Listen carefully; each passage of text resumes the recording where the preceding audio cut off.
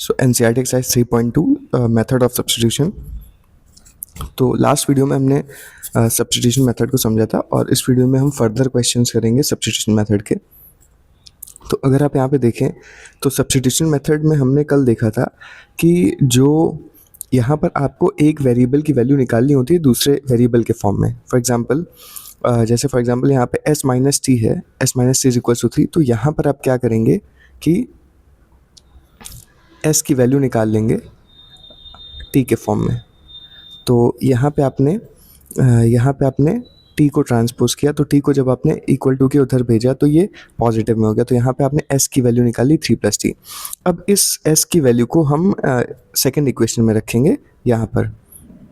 तो जैसे ही आप यहाँ पे s की वैल्यू रखेंगे तो ये इक्वेशन कन्वर्ट होगी 3 plus t upon 3 plus t by 2 is equal to 6। तो जब भी आप किसी भी वेरिएबल को ट्रांसपोज कर रहे हैं तो कोशिश ये करें कि जहाँ पर नेगेटिव टर्म हो उसको ही ट्रांसपोज करने की कोशिश करें, ताकि थोड़ा कैलकुलेशन आपकी ईजी हो और आप नेगेटिव साइन से बचे रहेंगे। तो यहाँ पे आप देखेंगे 3 और 2 है, तो आप एलसीएम लेंगे दोनों का, 3 और 2 का, तो एलसीएम आपको 6 मिलेगा। अब 3 से 6 को डिवाइड करिए तो यू विल गेट 2। तो 2 से जब आप 3 में मल्टीप्लाई करोगे तो आपको 6 मिलेगा, प्लस 2 से आप इसको डिवाइड करोगे तो आपको 2t मिलेगा, प्लस 2 से अगर आप इसको 6 को डिवाइड करोगे यू विल गेट 3, और 3 से आप इसमें मल्टीप्लाई करोगे तो 3t इज इक्वल्स टू 6।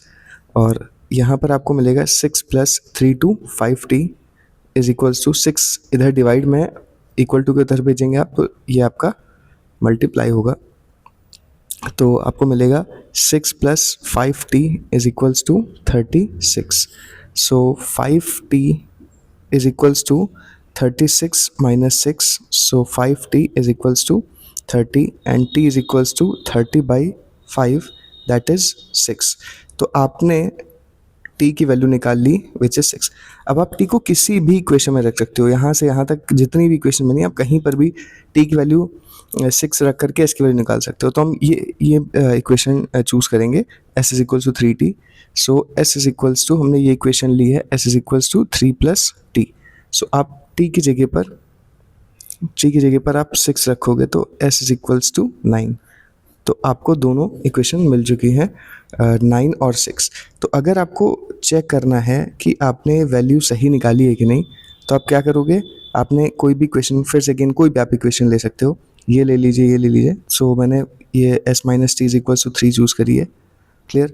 तो अब आप यहाँ पे s की वैल्यू रखो विच इज़ 9, माइनस आप t की वैल्यू रखो विच इज़ 6। तो 9 में से 6 गया 3, तो आपको LHS और RHS दोनों इक्वल मिले। इसका मतलब कि जो भी वैल्यू आपने निकाली है वो बिल्कुल सही है, क्लियर। सो नेक्स्ट क्वेश्चन हम देखते हैं। जो नेक्स्ट क्वेश्चन है हमारा वो है क्वेश्चन नंबर 4। ये थोड़ा सा पॉइंट वाला है तो इसको देखते हैं।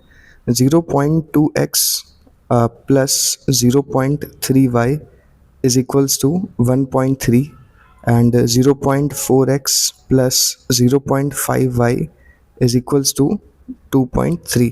तो आपको ये वैल्यू, ये आपको दो इक्वेशन दी गई हैं, equation number 1 and equation number 2।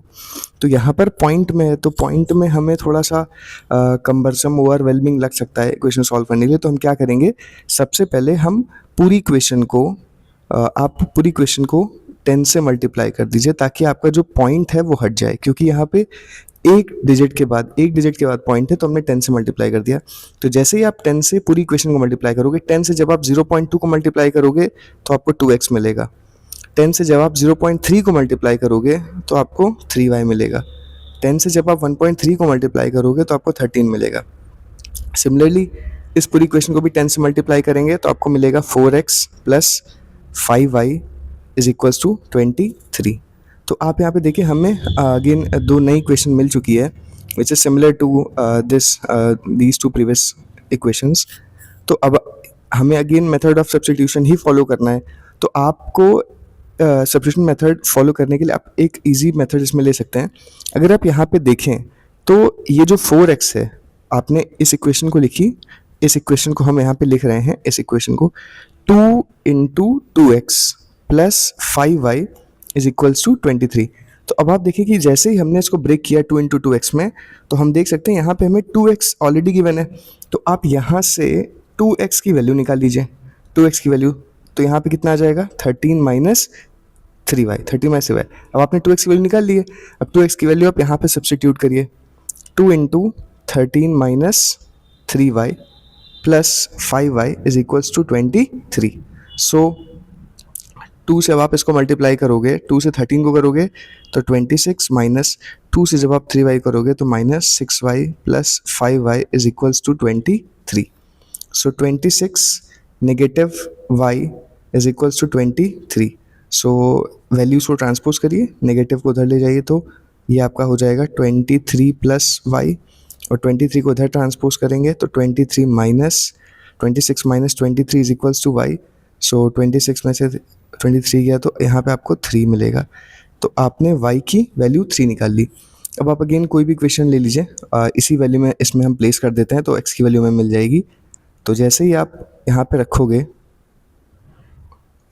जैसे ही आप यहाँ पे वैल्यू रखोगे 2x is equals to 13 minus 3 into 3।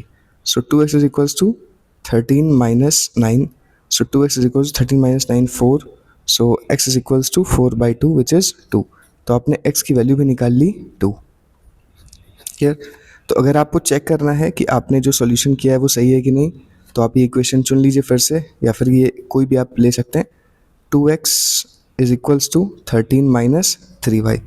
सो अगर आप लेंगे यहाँ पे तो 2 इंटू एक्स की वैल्यू 2 है तो यहाँ पे आप रखोगे तो 2 आ जाएगा। 13 minus 3 into 3, so 2 2s are 4, 13 minus 9, so 4 is equals to 13 minus 9, 4। so आपको अगेन LHS और RHS दोनों इक्वल मिले, इसका मतलब जो भी आपने सॉल्यूशन किया है वो बिल्कुल सही है। क्लियर?